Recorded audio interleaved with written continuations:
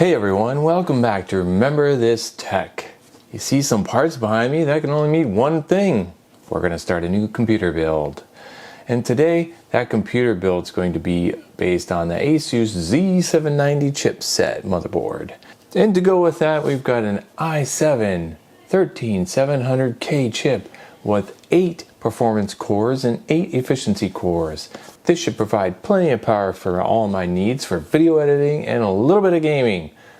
And to go with that, we've got this SK Hynix drive. Now this one's different. This is the Platinum P41 SSD NVMe PCI Express drive, 2 terabyte. And this thing is fast, really fast, and people love it, so I just had to try it. I'm going to be primarily using it for large amounts of data transfer to and from video editing. To pair it up, we've got some Corsair Vengeance 32 gig DDR5. Now it's only 5600 megahertz, but that shouldn't harm us any. And it's XMP ready. Now to go with that, I got the Tough Gaming Asus Z79 motherboard, and I briefly did an overview and a video on this, so you can check it out here if you haven't already seen it. And in that same video, I mentioned this mounting bracket kit for the Noctua heatsink and fan combo that I have, and that you need to buy this for the LGA 700 platform. If you have that cooler, the NDH15S, you're going to need this, and it only costs a few dollars, and you better buy it ahead of time. So let's get this build rolling, shall we? Come on.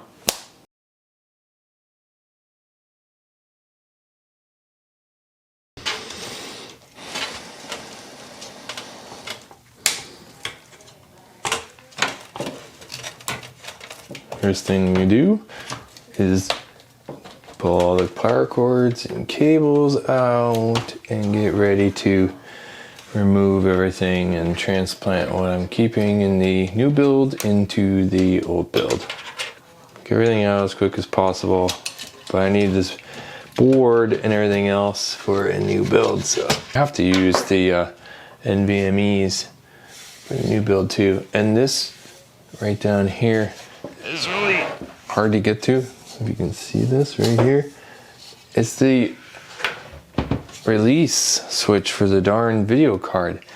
What's really cool about the new board is it's got a release built into the board, and I showed that in my Asus motherboard review unboxing, which I really want to try out.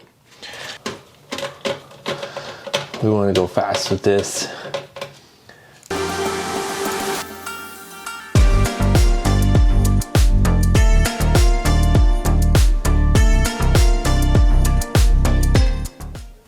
As you can see, or maybe you can't from the angle, but I got a 4-pin plus an 8-pin on this board, which is crammed in there, and it just makes it difficult. So taking that fan heatsink out first makes it so much easier. And also, if you have any screws back here, like there's one down there, you need to get that one out. So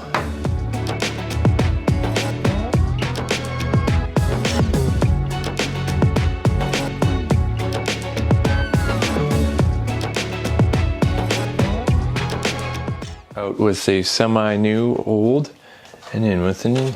Here's the Radeon 6700 XT. It's not very dirty. That's a good thing. I'll just give it a quick shot with compressed air, clean it out before I put it back in. And here is the new Asus board. Remove the shield. I got 2 DDR5 sticks we're going to stick in here. I want to double check the memory configuration and make sure I put it in the right slots to get the dual channel. I want to open up my CPU here and get this ready as well.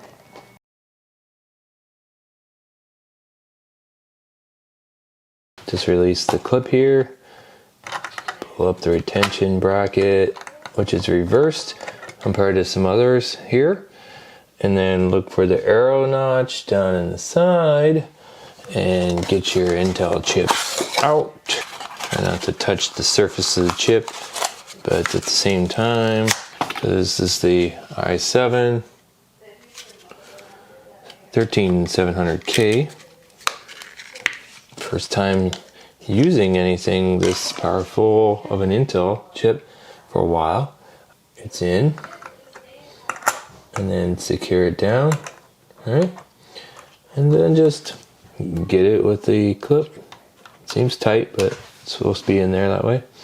This system is LGA 1700, and since I'm going to try, keyword try, to reuse my Noctua heatsink, I needed to get this adapter with backplate for LGA 1700, and you need that because the one I have won't fit. So we need to adhere the backplate on the back here.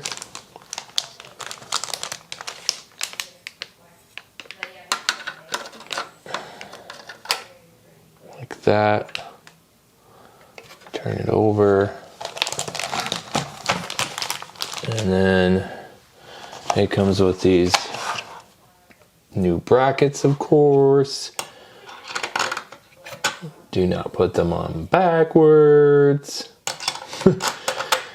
Yeah. This side up.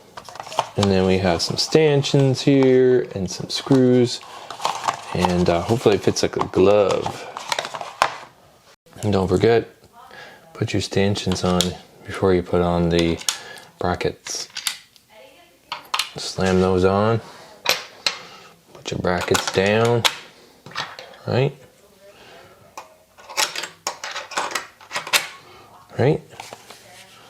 Pop out your screws.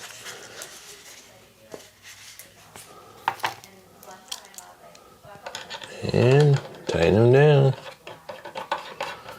So this kit only cost $8 or so on Amazon. And you can get one free for your old Noctua cooler, NDH5 or 1S or whatever I have. And just going to take like 5-6 weeks. If you want to wait, that's up to you. I didn't want to wait and take the chance that I wasn't going to get it in time, so I ordered it. And what I like to do is before I put this on, I slap in the RAM. Because sometimes you can't get the RAM underneath the huge cooler, and I'll tighten these up.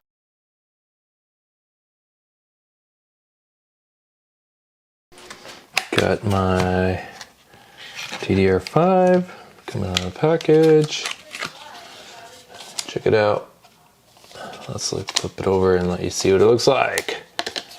Vengeance! Pretty sweet.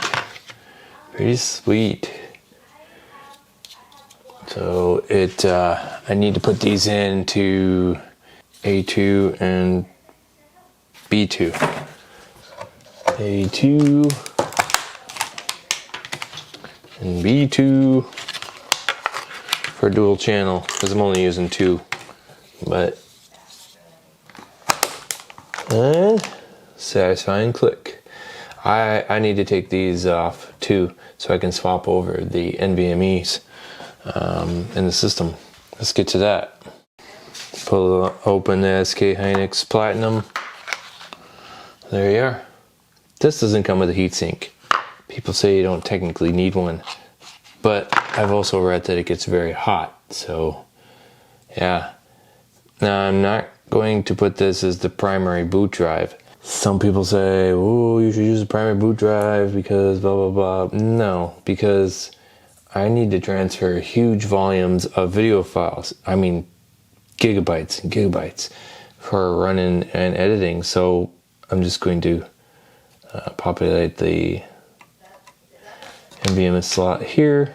Installing this NVMe on a new board like this, make sure it's flat flush in here, hold it down, and just turn it to the side. See how I turned it?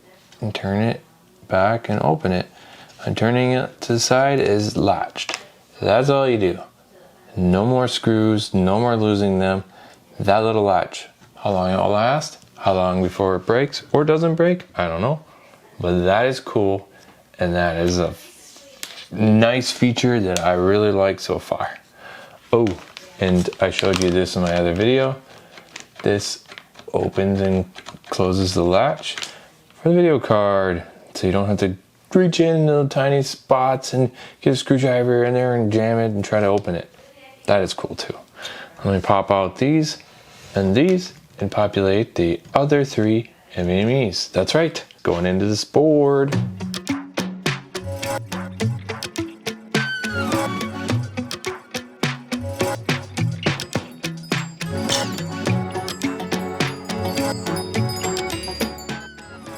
So anyways, back to this.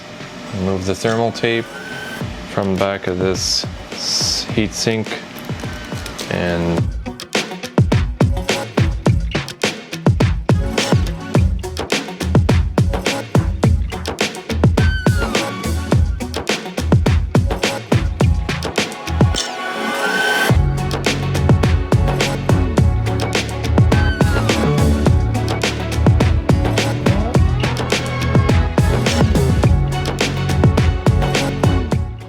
guess I gotta put these down this way. If you switch them around so they're like this, then the cooler doesn't really mount that well. And in this case, you want it to mount like this, so the fans blow out the exhaust like this. But with this new elongated chip die and the way it sits, I'm really wondering if mounting it the other way with the brackets on the sides like this would make more of a difference in cooling, due to the fact that's different way the heat pipes run. Comment below and tell me whether you prefer mounting like this with the Noctua on the Intel 1200 and 1300 chips, or like this. Tell me in the comments below what has worked better for you. Have you noticed temp difference? And if you have, comment and list which direction that you have mounted yours and what your results are. Thanks.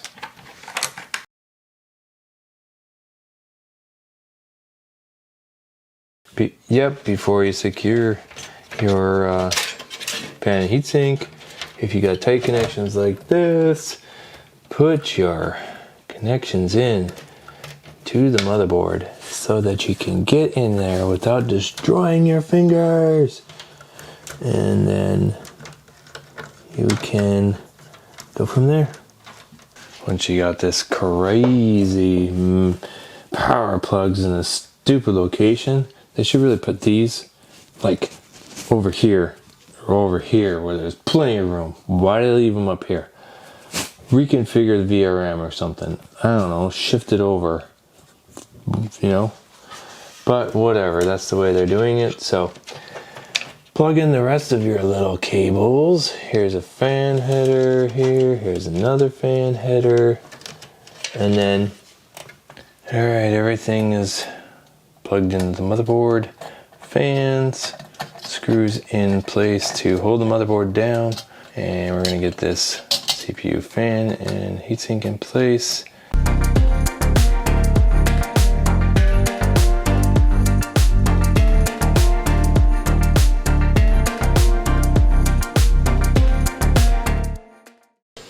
Last but not least, get some power to your card.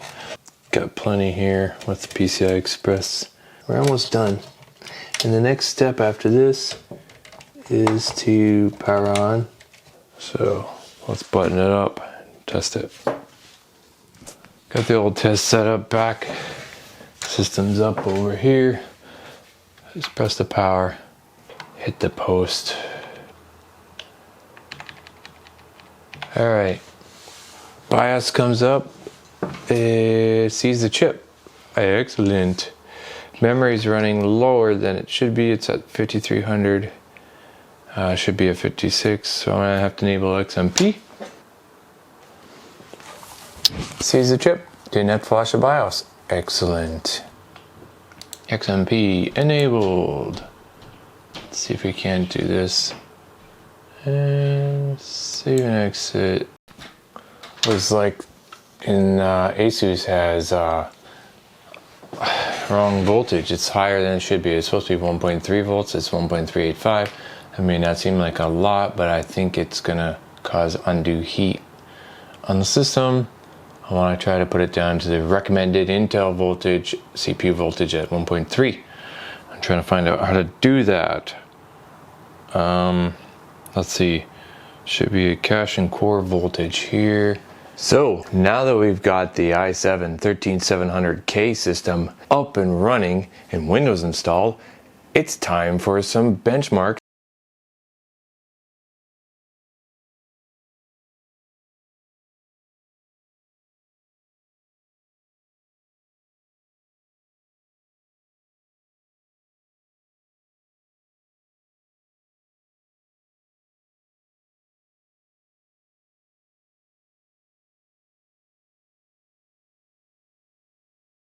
You're gonna have to check out my other video where I test out 7 new games and benchmark them and put a bunch of charts up for you. So check out that in the description below this video. Thanks for watching. Remember this tech. Let's get right into it.